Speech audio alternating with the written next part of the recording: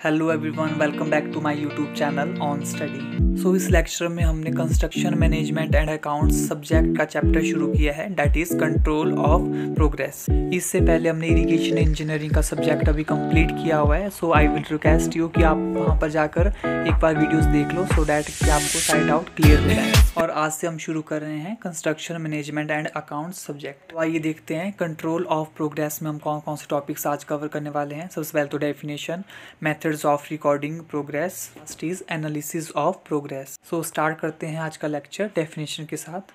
Control of progress, इसमें controlling word use हो रहा है। So controlling is the process which monitor the performance and take the actions to achieve the result which are set up by us. मतलब control of progress check करता है कि organisation में जो काम चला हुआ है वो सही से हो रहा है या नहीं हो रहा है, राइट वे में हो रहा है या नहीं हो रहा है। तो ये इस चीज़ को कंट्रोल या फिर मॉनिटर करता है। स्टूडेंट्स की मैं जो बोल रहा हूँ आप उसको नोट डाउन भी कर रहे होंगे, क्योंकि इसमें पूरी वर्डिंग नहीं है जो स्क्रीन पर आपको शो हो रहा है।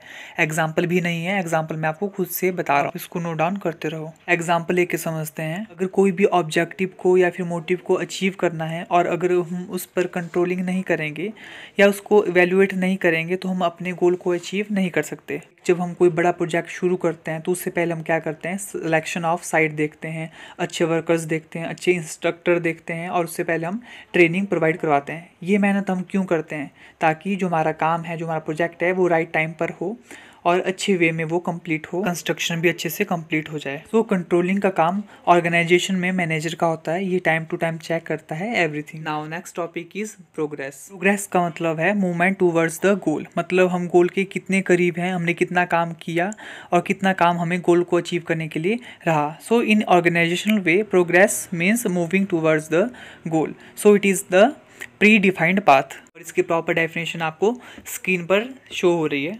इसमें सब हेडिंग है, यानी कि methods of recording progress. Methods जानने से पहले ये जानना जरूरी है what is the significance of progress recording.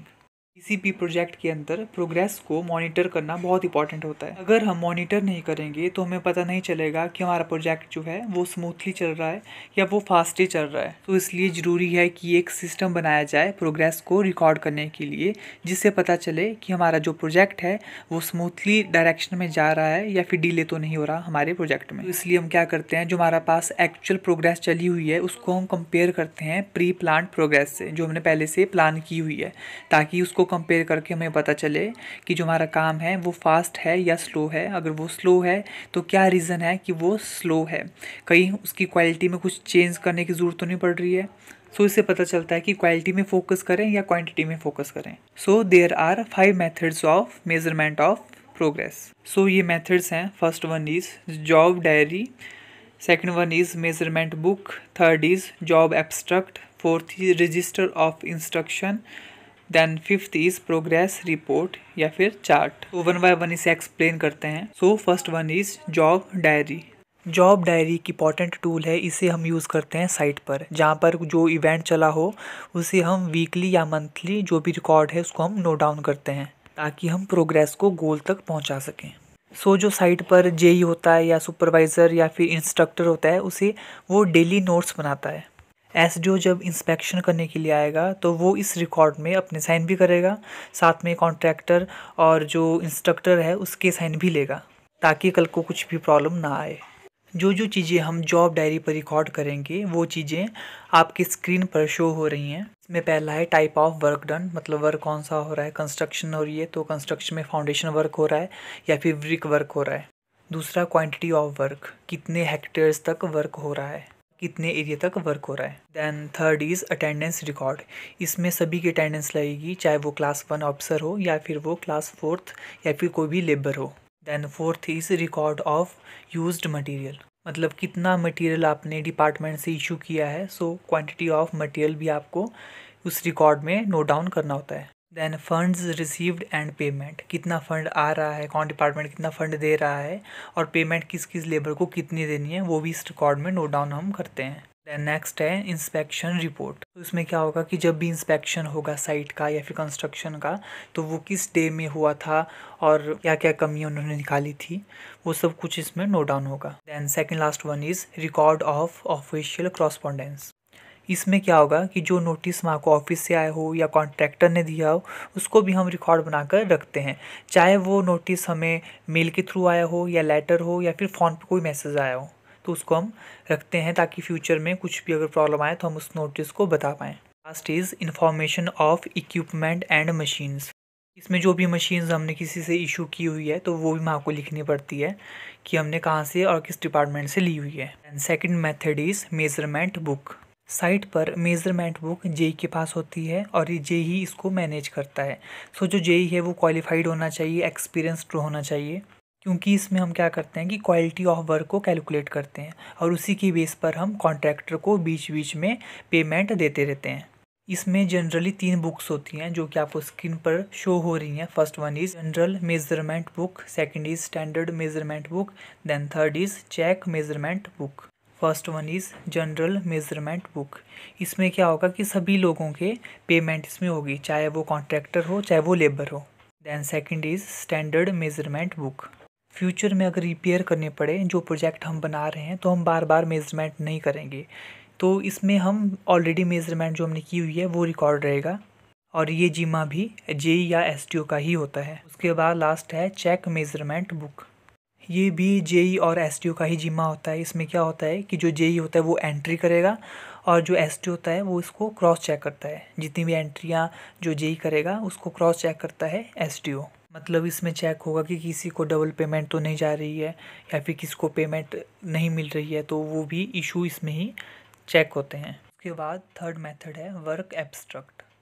Work abstract को एसटीओ ही देखता है। ये भी एक मेथड है प्रोग्रेस को नापने के लिए। इसमें क्या होता है कि up to date progress check होती है, मतलब इंडिविजुअल एक्टिविटी जैसे कि स्टील का कितना काम हुआ आज और वुडन वर्क का कितना काम हुआ, तो up to date work show करने के लिए हम वर्क एब्स्ट्रैक्ट का यूज़ करते हैं। उसके बाद फोर्थ मेथड है रजिस्टर ऑफ इंस्ट्रक्शन और ये साइट इंजीनियर का काम होता है। साइट पर जो भी काम हो रहा हो, चाहे वो प्रोग्रेस को लेकर हो या कंस्ट्रक्शन को लेकर हो या फंड्स को लेकर हो, सो ये सारा जिम्मेवारी जो है साइट इंजीनियर की ही होती है।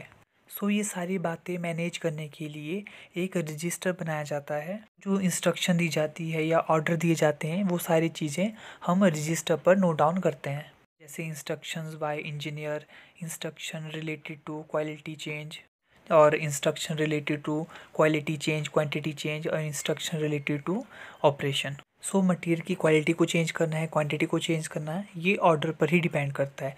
सो जो ऑर्डर हमें आएंगे वो हम रजिस्टर पर नोट डाउन करेंगे। Now fourth method is progress report and progress. तो ये भी साइट इंजीनियर या फिर जेई के ही जिम्मे होता है। उनका काम होता है अप टू डेट रखना ओनर को, क्योंकि ओनर ने ही उन्हें प्रोजेक्ट दिया हुआ है। सो प्रोजेक्ट में क्या क्या काम हो रहा है, कितनी प्रोग्रेस हो रही है, वो अप टू डेट उन्हें रिकॉर्ड दे। सो मतलब जो साइट इंजीनियर है या फिर जेई है उसे चाहिए कि वो सेटिस्फाइड करे ओनर को। सो ये कॉन्ट्रैक्टर जेई की या फिर साइट इंजीनियर की ड्यूटी होती है। तो ये थे मेथड्स प्रोग्रेस को रिकॉर्ड करने के। Now next topic is analysis of progress. So progress के बारे में तो आपने पढ़ ही लिया। प्रोग्रेस का मतलब है परफॉर्मेंस टूवर्ड्स द गोल। गोल तक पहुंचने के लिए अभी हमने कितना काम किया हुआ है और कितना काम अभी रहा गोल तक पहुंचने के लिए, डैट इज़ कॉल्ड प्रोग्रेस। और इसकी प्रॉपर डेफिनेशन आपको स्क्रीन पर शो हो रही है।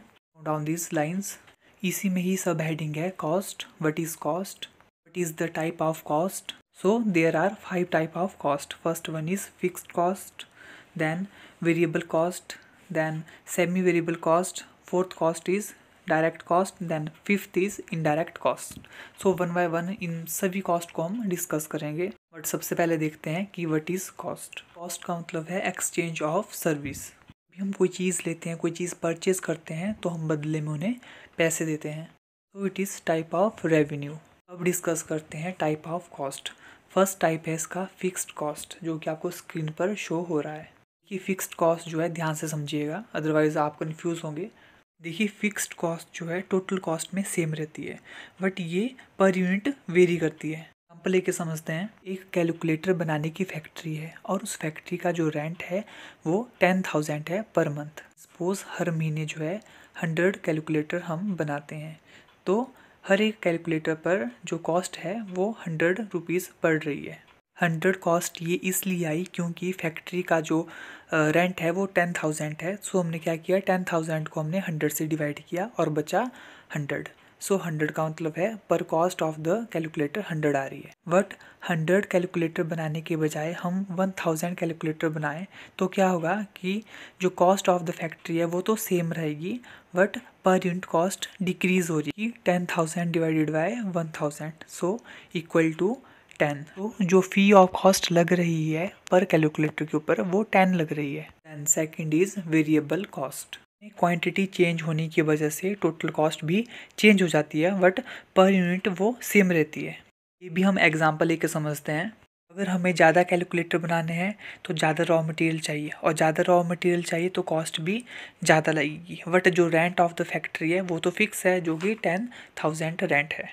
And third is semi variable cost, में जो है कॉस्ट सेम रहेगी। इसको भी हम एग्जांपल लेकर समझते हैं। जैसे कोई पर्सन कंपनी में काम करता है तो उसकी सैलरी फिक्स है, बट जो उसको कमीशन मिल रही है वो हो सकता है उसको कभी ज़्यादा मिले या फिर कभी कम मिले। और fourth cost is direct cost. देखिए, डायरेक्ट कॉस्ट का मतलब ये नहीं है कि डायरेक्टली पैसे मिल रहे हैं। आइए समझते हैं डायरेक्ट कॉस्ट का एग्जैक्टली मीनिंग है क्या। डायरेक्ट कॉस्ट वो कॉस्ट है जो डायरेक्ट प्रोडक्शन के लिए लगती है। इसी भी एग्जांपल लेके समझते हैं।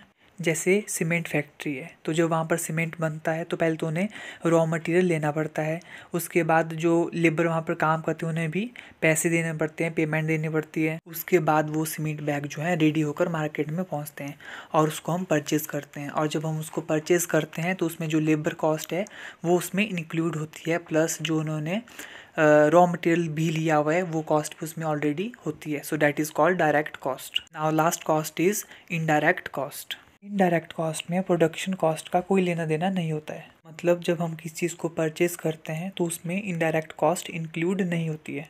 कि इनडायरेक्ट कॉस्ट का मतलब है एक्स्ट्रा कॉस्ट। जैसे कि फैक्ट्री में जब सीमेंट बन रहा है तो वहाँ पर इलेक्ट्रिसिटी भी चाहिए, तो वो इलेक्ट्रिसिटी उनका अपना अदर पर्पज़ है, सीमेंट बनाने का कोई लेना देना नहीं है, इसलिए उसमें इनडायरेक्ट कॉस्ट इंक्लूड नहीं होती है प्रोडक्शन कॉस्ट में। सो ये था आज का वीडियो। आई होप आप सभी को समझ आया होगा। मिलते हैं नेक्स्ट वीडियो में।